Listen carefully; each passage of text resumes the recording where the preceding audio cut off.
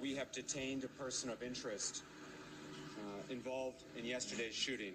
Authorities announcing they have a person of interest in custody in connection with yesterday afternoon's deadly mass shooting at Brown University. The arrest this morning coming hours after the FBI posted this video from the Providence police of a person of interest.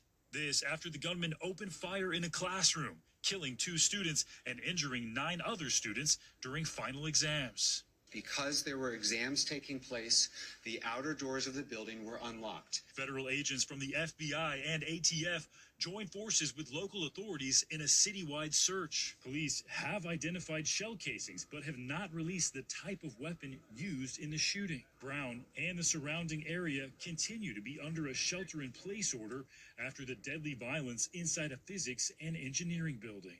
Be advised, in the building, in the stairway, there's a person shot. 4 o'clock in the afternoon, we received a call of a report of an active shooter. Students told to lock doors, silence phones, and stay hidden until further notice. We decided to turn the light off and close all the doors and hide under our desks. The shooting sowing confusion over initial reports from the university of a suspect in custody.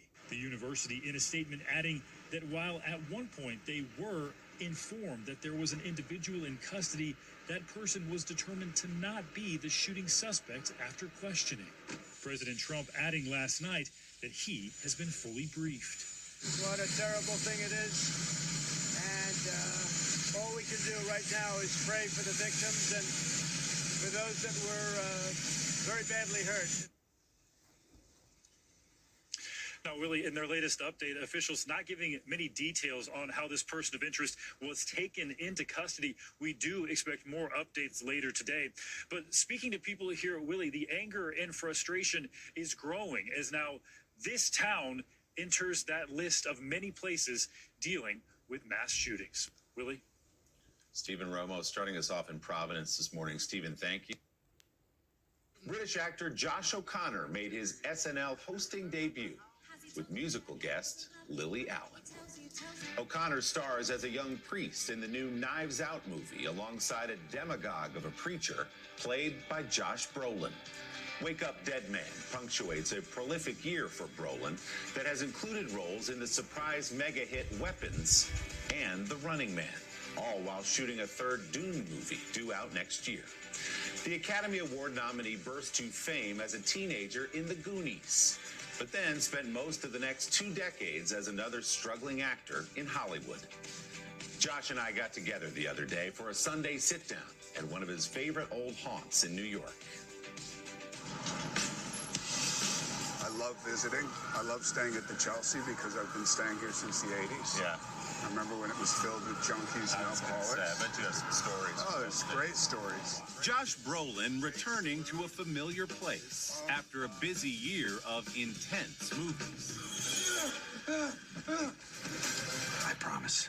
That's the spirit. It was like, I'm happy with the year, really happy with it. I worked more than usual. I did 5 movies back to back. I don't want to repeat it. I'm going to go do a freaking rom-com now or something. We're getting the era of the Brolin rom-com. I guess, man. But that romantic comedy will have to wait. What the hell happened? As Brolin stars now in Wake Up Dead Man, a Knives Out mystery, the 3rd installment in writer-director Ryan Johnson's popular whodunit movies. So tell me about Monsignor Wicks, who this guy is. He's a guy who has a small congregation. He feels that when he does his little sermons, if he doesn't get somebody to walk out, that he's not challenging the standard of the human being well enough. You here to take my church away from me? Do you know where this thing's headed while you're in it? Yeah, but you forget, or you force yourself to forget. Yes. You go, I didn't expect that, and that just blew me away. But reading that script, I thought that I had the answer, and I was wrong. It was really satisfying to be wrong, to be just a half a step behind where he was manipulating me in the script. Is it fun for you as an actor who's played every kind of character to do someone that bombastic? You shall not pass. Personally, like if I'm really honest, it's doing the speech for who I'm doing it for. Okay. Glenn Close, Mila Kunis, Renner. So all these people that I kind of know, which makes it that much more innervating, unnerving. Yeah. And you're like, oh, can I pull this off? Is it, you know what I mean? And they're all looking at me like, oh, look at Josh try and go. What do you love about New York? Everything. It's a lot of concrete. I'm used to the wilderness. It's its own kind of chaotic wilderness. The 57-year-old Brolin grew up largely in Santa Barbara, California. His mother was a wildlife activist. His father is actor James Brolin. But young Josh was more interested in surfing and skateboarding than in the family business. Is acting and performance anywhere on your mind at that point? Is it appealing to you? Or Not at all. Not in the least. There's nobody who ever would have thought that I would have become an actor. Ever. And then I had an elective possibility, and it was like underwater basket weaving or acting or whatever it was. And I took the theater class. I was told by everybody, you're too green.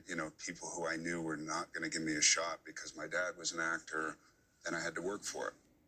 Brolin was just 16 when he landed the first role of his career in a movie called The Goonies. My God, it's working! The Goonies was a commercial success and a classic to this day, but it did not give Brolin the boost he expected. You've talked about and written about in your book sort of being in the wilderness for a long time as an actor, and still Decades. trying to find it, and then kind of stepping away and trading stocks. Were you at that point done with acting, or did you think this is just a pause while I figure this out? It's not a pause. I was still in it. There was nothing to do. You're like, oh, you're an actor, but nobody's calling for you to do a job. It's like, look, all I want to do is be a working actor. I just want, if I can make enough money doing this thing and get away with being creative for a living, that's a win. Brolin's career finally got a jump start with a memorable role in the Oscar-winning Coen Brothers movie, No Country for Old Men. But if you stop in shade. At that point, did you start to feel comfortable? Like maybe I'm back in the game? When we were doing No Country, there was nothing that suggested that the movie was going to do well. You do a movie and then you kind of expect it to go out and a few people see it and that's it. And then that movie became something different. Brolin's hot streak continued with movies like American Gangster. You call ahead first, see if it's okay with me. W.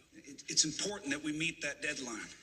And Milk, a performance that earned him an Academy Award nomination. Society can't exist without the family. Then came another big leap into the Marvel Cinematic Universe. The hardest choices require the strongest wills. And at some point, good movies and commercial success come together with Thanos and all the Marvel stuff, right? So that's a case where you go, it's going to be a good movie, right? I trust it. Avengers was great. I'm playing Thanos. I'm in a onesie, with like dots all over my face. And I keep getting stuck to things because of the Velcro on my onesie. They would all cease to exist. I call that mercy. Now all of a sudden, everybody in the world knows who you are. Did you feel that moving around in your life? No, I don't think that. No? I mean, honestly, I don't know how true this statement is, but I think it's true. If I had been offered an Avenger, whether I would have said yes or no. Oh.